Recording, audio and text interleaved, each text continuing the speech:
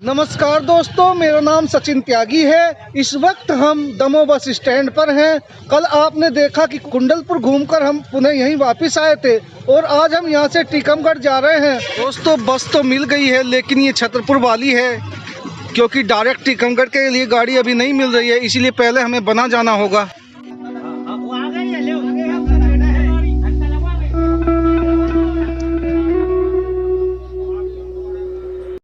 बैठ गए दोस्तों और गाड़ी भी अभी खाली ही पड़ी हुई है, सीट भी आराम से मिल गई है। दोस्तों गाड़ी भी चल दी है। दोस्तों दमोह बस स्टैंड से बनाटीगड्ढा की दूरी 120 किलोमीटर है और यहाँ तक का किराया 160 रुपये प्रति व्यक्ति लगा है।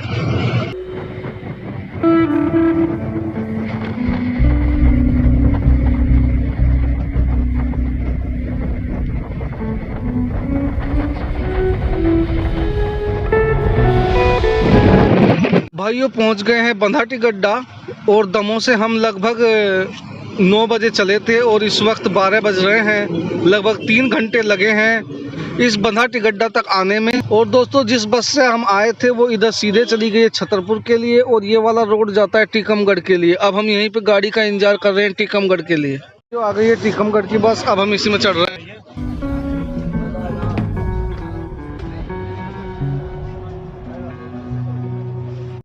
बैठ गए भाइयों और बनाटीगड्ढा से टीकमगढ़ की दूरी लगभग 60 किलोमीटर है। और भाइयों हमारी गाड़ी भी चलती है। 2 टीकमगढ़। भाइयों बनाटीगड्ढा से टीकमगढ़ का किराया 80 रुपये प्रति सवारी के हिसाब से लगा है।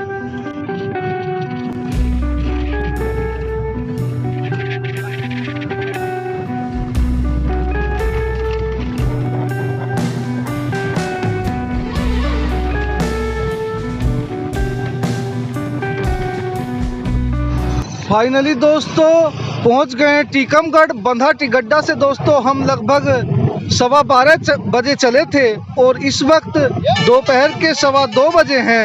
लगभग 2 घंटे लगे हैं हमको टीकमगढ़ पहुंचने में। और दोस्तों इस वक्त हम इस टीकमगढ़ बस स्टैंड से बाहर निकल रहे हैं। अब हम दोस्तों सबसे पहले खाना खाएंगे, उसके बाद यहाँ की यात्रा शुरू करेंगे। दोस्तों टीकमगढ़ के बस स्टैंड से जैसे ही आप बाहर निकलते हैं तो बहुत सारे होटल आपको खाना खाने के लिए मिल जाते हैं। खाना हमने खा लिया है और इधर ये टीकमगढ़ बस स्टैंड है। और अब हम दोस्तों सबसे पहले कुंडेश्वर धाम जा रहे हैं, जिसकी दूरी यहाँ से लगभग 10 किलोमीटर है। दोस्तों टीकमगढ़ बस स्टैंड से डायरेक्ट कुंडेश्वर के लिए ऑटो नहीं जाते हैं, इसीलिए हम पहले दोस्तों पुराना स्टैंड जा रहे हैं, वहाँ से पुनः चेंज करेंगे।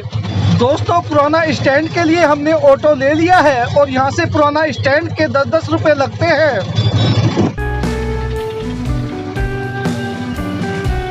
दोस्तों पुराना स्टैंड के पास जो ये बाजार है, यहीं से कुंडेश्वर के लिए दूसरा ऑटो बदलना पड़ता है। कुंडेश्वर हाँ दोस्तों कुंडेश्वर के लिए ऑटो मिल गया है और कुंडेश्वर के यहाँ से 20-20 रुपये लगते हैं। फाइनली दोस्तों पहुँच गए हैं कुंडेश्वर जी महादेव टेम्पल। जो मेरे पीछे आप जो गेट देख रहे हैं, यही मुख्य द्वार है कुंडेश्वर जी महादेव टेम्पल का। चलिए दोस्तों अब हम इस मंदिर के अंदर प्रवेश करते हैं। और दोस्तों टीकमगढ़ से जहां से हम आए हैं, यहां तक आने में हमें लगभग 15 मिनट का समय लगा है। तो अब हम इसी द्वार से इस मंदिर के लिए बढ़ रहे हैं। दोस्तों परिसर काफ़ी बड़ा लग रहा है कुंडेश्वर धाम जी का। सामने दोस्तों जो आपको सीढ़ियां नज़र आ रही हैं, उन्हीं से चढ़कर कुंडेश्वर जी धाम जाते हैं। अभी हम उन्हीं सीढ़ियों की तरफ आगे बढ़ रहे हैं।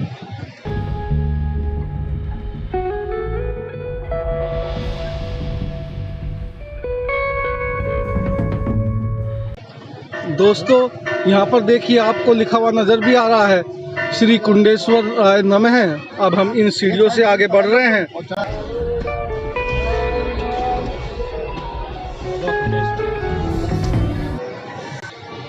दोस्तों इस वक्त हम जो कुंडेश्वर महादेव जी का जो मेन परिसर है उसमें मौजूद हैं। ये देखिए मैं इसका एक व्यू आपको दिखाने की कोशिश कर रहा हूँ। दोस्तों अगर मैं मेन कुंडेश्वर जी महादेव की बात आपसे करूं तो जो आप गेट देख रहे हैं, जो सीढ़ियों से चढ़कर हम आए हैं, इसके ठीक सामने जो आपको मंदिर नज़र आता है यही है मेन कुंडेश्वर जी महाराज। चलिए अब हम भी अंदर चलते हैं और दर्शन कराते हैं आपको।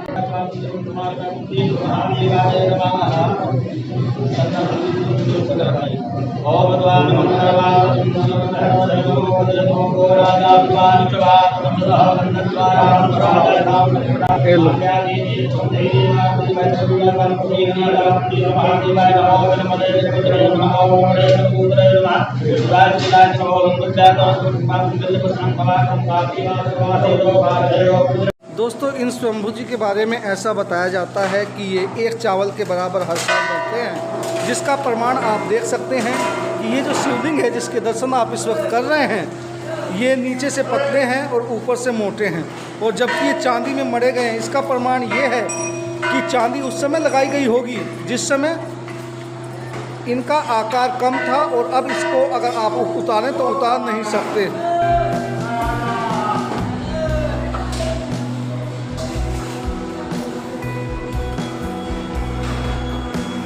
दोस्तों हमारे साथ में कुंडेश्वर धाम के ब्रजमोहन त्रिपाठी जी हैं जो यहाँ पर पुजारी हैं। अब हम उनसे इस कुंडेश्वर धाम के बारे में कुछ ज्ञान प्राप्त करेंगे और आप तक इस ज्ञान को पहुँचाने की कोशिश करेंगे। जी महाराज जी, सबसे पहले मैं आपको प्रणाम करता हूँ और आपसे आशा करता हूँ कि महाराज जी आप इस धाम के बारे में हमारे श्रोताओं को कुछ ज्ञान प्राप्त कराएँ। यहाँ पहले गांव था जी। यहाँ एक ओखली में एक डुगरिया धान कूट रही थी, तो कूटते कूटते उसके रंजित चावल हुआ, खून से सड़ गए थे।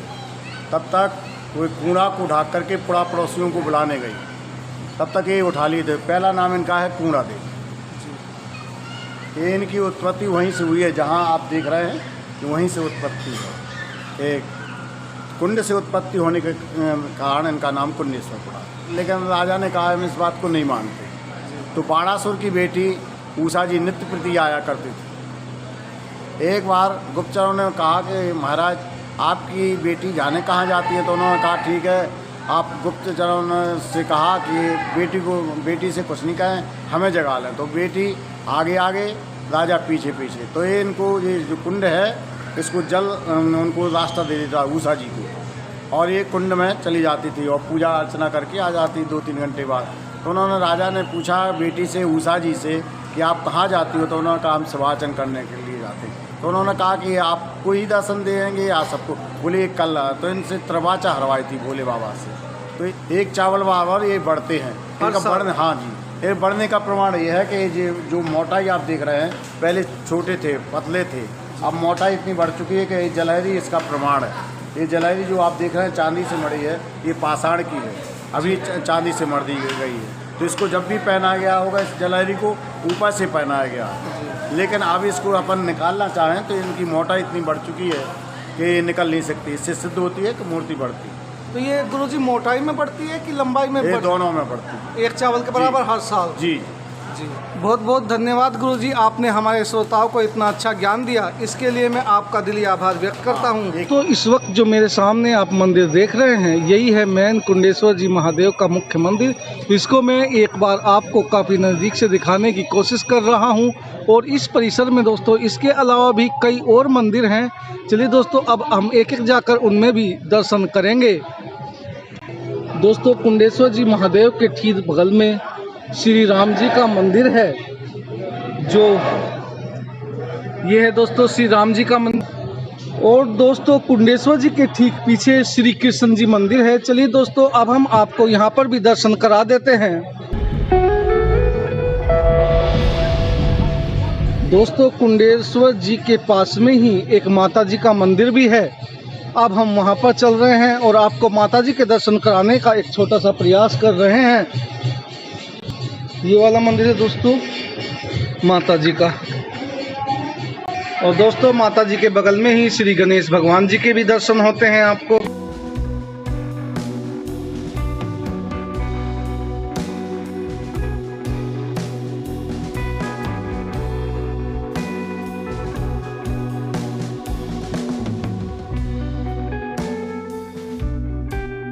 दोस्तों यहाँ पर जो आप कुंड देख रहे हैं ये कुंड भी इस मंदिर परिसर का ही हिस्सा है। चलिए नज़दीक से जाके आपको और गहराई से दिखाने की कोशिश करते हैं, जिसके लिए हमें यहाँ से सीढ़ियाँ उतर कर जाना होगा।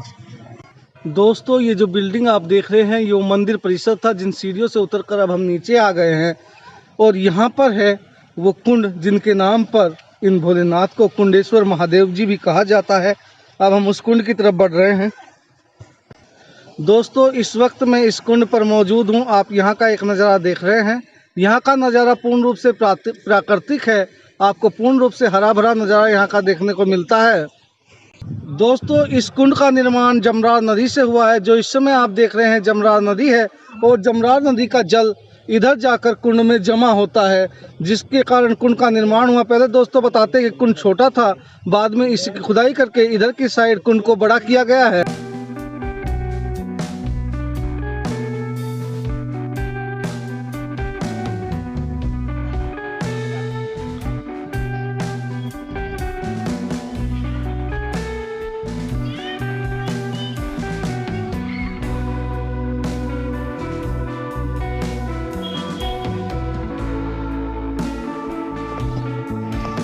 दोस्तों कुंडेश्वर जी महादेव के दर्शन करके अब हम वापस आ गए हैं, और अब हम पुनः टीकमगढ़ बस स्टैंड पर जा रहे हैं, जहां से दोस्तों हमने यात्रा शुरू की थी। अब हम वहीं पर जाकर स्टे करेंगे, और कल दोस्तों यहां से हम ओरछा की यात्रा शुरू करेंगे। भाइयों वही टेम्पो दोबारा मिल गया जिससे हम आए थे, अब इसी से वापस जा रहे हैं। कहाँ तक जाओगे? टीकमगढ़ बस स्टैंड तक जाओगे कि ये बाजार तक छोड़ोगे? हमको तो वहीं तक छोड़ दो आप, जो बस स्टैंड है, टीकमगढ़ बस स्टैंड है। 30 रुपये बजा के लगेंगे। ठीक है ना, 30-30 रुपए ले लेना, वैसे भी तो 30-30 लगते ही है। तो कुंडेश्वर धाम घूमकर हम पुनः टीकमगढ़ बस स्टैंड पर आ गए हैं, और अब हम यहाँ पर रुकने की व्यवस्था करते हैं। दोस्तों रुकने की व्यवस्था तो हो गई है। इस बार हमने रूम नहीं लिया बल्कि डॉर्मेट्री ली है। इस डॉर्मेट्री का एक व्यू मैं आपको दिखा रहा हूँ। दोस्तों ये बेड मेरा है और ये सोनू जी का है। और दोस्तों ये जो डॉर्मेट्री हमने ली है, ये ली है हमने भारती पैलेस में। और हाँ दोस्तों यहाँ पर प्रति बेड की कीमत पड़ी है हमको 80 रुपये प्रति बेड। यहाँ पर दोस्तों हमको काफ़ी अच्छा लगा। डॉर्मेट्री छोटी है और काफ़ी साफ़ सुथरी भी है। और ये दोस्तों अब मैं आपको थोड़ा बाहर से भी दिखा देता हूँ। और जैसे ही आप डॉर्मेट्री से बाहर निकलते हैं तो यहाँ पर वॉशरूम की सुविधा है दोस्तों, ये देखिए।